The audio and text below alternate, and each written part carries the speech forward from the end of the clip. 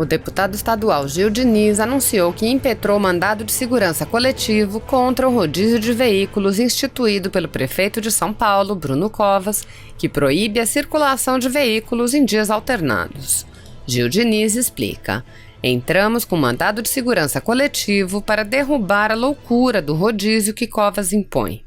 O direito à liberdade de locomoção, exercer livremente qualquer ofício, isonomia entre motoristas de aplicativo e taxistas, manutenção de serviços essenciais devem ser garantidos. Vivemos tempos difíceis em São Paulo e no Brasil. Precisamos derrubar essas medidas autoritárias com urgência. Médicos, enfermeiros, policiais, caminhoneiros que abastecem nossa cidade e toda a população será prejudicada com essa loucura da dupla Dória-Covas. A economia não pode parar, porque a economia também é vida. Recebi mais uma vez um grupo de empresários aqui na Presidência da República. Esse grupo é responsável por 45% do PIB nacional e responsável por 30 milhões de empregos. A indústria, a atividade comercial está na UTI. Não há mais espaço para postergar. O sentimento deles, ou melhor, o posicionamento deles é que a abertura gradual e responsável tem que começar o mais rápido possível. Caso contrário, podemos atingir situação de países que nós já conhecemos, que fica impossível a gente voltar a ser o que nós éramos em janeiro do corrente ano. Então, com esse objetivo, apelando à sensibilidade de todos, que a responsabilidade é de todos, é do Executivo, Legislativo, Judiciário, governadores, prefeitos, empresários, e buscar solução para isso. Então, eles vieram aqui mostrar ao senhor presidente Dias Toffoli, presente aqui nesse evento, o que realmente está passando a atividade econômica do Brasil. Aquela história, então, de que a economia deixa para lá, primeiro vida, não é verdade. Sempre disse que as duas atividades tinham que ser tratadas com responsabilidade. Então ninguém melhor do que o senhor Marcos Polo, aqui no momento, representando esses empresários, que fale um pouco com vocês, e depois o Paulo Guedes, para que todo o povo brasileiro entenda, né? Se bem que grande parte já está entendendo o que está acontecendo e para onde nós não queremos ir. O senhor vai vetar o reajuste do funcionalismo? Marcos Polo aqui, Marcos Polo com a palavra aqui. Bom, o que nós viemos trazer ao presidente Bolsonaro e depois aqui ao presidente Toffoli é o fato de que nós da indústria, além do enfrentamento da Covid-19, nós estamos enfrentando uma severa, profunda crise de demanda ocasionada pelas decisões que foram tomadas, necessárias num primeiro momento, importante, de fechamento da ponta, vamos dizer assim, do comércio e, enfim, das atividades. Trouxemos uma fotografia que mostra que no mês de abril nós tivemos uma queda de vendas de 50% em relação ao mês de março e a indústria, de uma maneira geral, está operando com 60% de ociosidade. Para não me alongar demais, apenas 3 setores aqui: automotivo, com 26 fábricas paradas, são 65 plantas paradas, 5.200 concessionários distribuídos ao longo do país fechados, setor de máquinas e equipamentos com 47 empresas fechadas, cimento com 22 fábricas, o meu setor especificamente siderurgia, com 12 altos fornos paralisados, aciarias, laminação, e tendo no mês de abril o pior mês de venda desde 1995. Então, se eu pudesse resumir e fazer uma caracterização, a indústria está na UTI, né? Na UTI precisa sair, e para sair precisa que ocorram as flexibilizações de maneira que a roda volte a rodar. Toda vez que individualmente eu sou perguntado: bom, mas a siderurgia, a indústria não poderia esperar mais 15 dias para atender o que seria o regramento da Organização Mundial da Saúde? Eu informo que a siderurgia não parou, como várias outras atividades não pararam no país, atividades prioritárias, essenciais, e não pararam com total segurança dos colaboradores, através de protocolos rígidos de segurança e de saúde.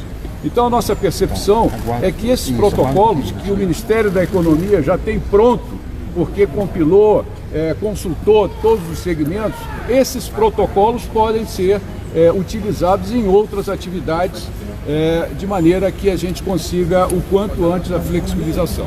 Eu acho que era isso.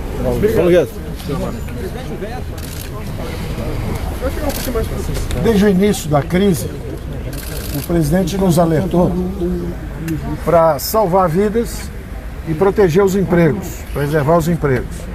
Nós lançamos a camada de proteção para os informais, para os mais frágeis, para os mais idosos. E essa camada de proteção temos aí 3, 4 meses que a população brasileira tem meios de subsistência. Só que a informação que os empresários nos trazem, e nós mantemos contato com eles regulares, é de que, embora preservados os sinais de vida da indústria brasileira e do comércio brasileiro, estamos indo para a UTI, do ponto de vista de organização e engrenagem produtiva, engrenagem econômica. Então, na hora que eles nos comunicaram isso, o presidente imediatamente disse: olha, esse é um trabalho que nós temos que fazer juntos, vamos compartilhar essa informação com o Supremo, para que todos vejam que, embora nós tenhamos preservado os mais frágeis e os sinais de vida, de funcionamento da economia brasileira, como disse o Marco Polo, as acearias ainda estão funcionando, está tudo funcionando, a 40% de capacidade. Não faltou comida para os brasileiros, não faltaram os recursos de apoio dos programas que nós lançamos, está tudo ainda organizado. Só que eles estão dizendo o seguinte: há perigo de começar a desorganização.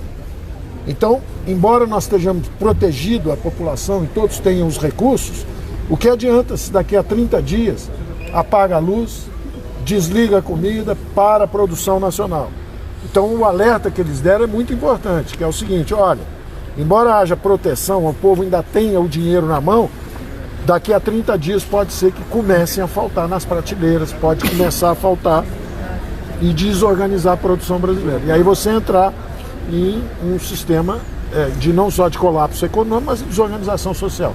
Então o alerta é muito importante e eu aproveitei justamente para renovar que num momento como esse, em que a população brasileira está correndo risco, perde emprego, alguns inclusive perdendo a vida, eu renovo o meu pedido de contribuição no funcionalismo público. São 2 anos sem aumento, só isso que nós pedimos. Eles têm estabilidade de emprego, eles têm salários acima da iniciativa privada, e com 2 anos sem aumento, estamos falando de 130 bilhões de reais, que poderiam ser usados justamente em outras atividades. Poderiam ser usados para preservar vidas, poderiam ser usados às vezes para estender um programa social qualquer, e não é justo que num momento como esse, dramático da população brasileira, e a opinião pública pede isso, quer isso, eu acho que é uma oportunidade que o Congresso teve, e como o Congresso aprovou algumas coisas que são muito importantes, como a descentralização dos recursos para estados e municípios, mas não fechou essa porta para esses aumentos, eu estou sugerindo ao presidente da República que vete, que permita que essa contribuição do funcionalismo público seja dada para o bem de todos nós e para o bem deles, perante também a opinião pública brasileira. Obrigado. Vai vetar, presidente? Vai vetar, presidente? Vou responder uma pergunta de vocês aqui. Aproximadamente 10 milhões de empregos formais deixaram de existir. Entre os 38 milhões de informais e autônomos, segundo a OIT, esse pessoal perdeu 80% do seu poder aquisitivo. Alguns perderam 50%, obviamente, outros zeraram. E estão sobrevivendo basicamente em cima do auxílio emergencial, que acaba daqui a 2 meses. Aí volta para o servidor público, que tem estabilidade e tem um salário. Há pouco, uma proposta do presidente da Câmara era de cortar 25% para todo mundo. Paulo Guedes decidiu que poderia ser menos drástico, apenas fazer que até dezembro do ano que vem não tivesse no reajuste. E assim foi combinado, assim foi acertado. O parlamento entendeu que certas categorias poderiam ter reajuste. O que nós decidimos? Eu sigo a cartilha de Paulo Guedes na economia. E não é de maneira cega, não, é de maneira consciente. E com razão. E se ele acha que deve ser vetado esse dispositivo, assim será feito. Nós devemos salvar a economia, porque a economia é vida. Certas medidas minhas, obviamente, não agradam o setor de sociedade. Mas eu sou chefe do executivo para tomar decisões. E as decisões eu tomo juntamente ouvindo os meus ministros. E nessa área, o Paulo Guedes é o senhor da razão. Nós, se essa for a orientação dele, vetaremos esse dispositivo. Muito obrigado. Olha só, vamos lá. Olha só, tem um decreto presidencial que definiu que são atividades essenciais, aquelas não podem parar. Eu acabei de assinar um decreto aqui, colocando nesse rol de atividades essenciais a construção civil. Outras virão nas próximas horas, nos próximos dias. Porque o que não está no decreto, ficou decidido que, segundo o Supremo Tribunal Federal, que estados e municípios diriam se poderiam ou não funcionar essas categorias. Então alguns estados, alguns, não estou brigando com ninguém, pelo amor de Deus, tá? No entendimento de muita gente, dos empresários, o Marcos Paulo que está aqui, exageraram. É comum acontecer, faz parte da razão do ser humano. Então nós vamos começar a colocar mais categorias essenciais para nós podermos abrir com responsabilidade e observando as normas do Ministério da Saúde, de modo que cada vez mais rápido nós possamos voltar à atividade normal. Caso contrário, depois da UTI, tá, é o cemitério. E não queremos isso para o nosso Brasil. Tá bom, presidente? Vamos embora. Se você apoia Jair Bolsonaro, curta este vídeo. Manifeste a sua opinião e compartilhe para que a vontade do povo brasileiro seja conhecida.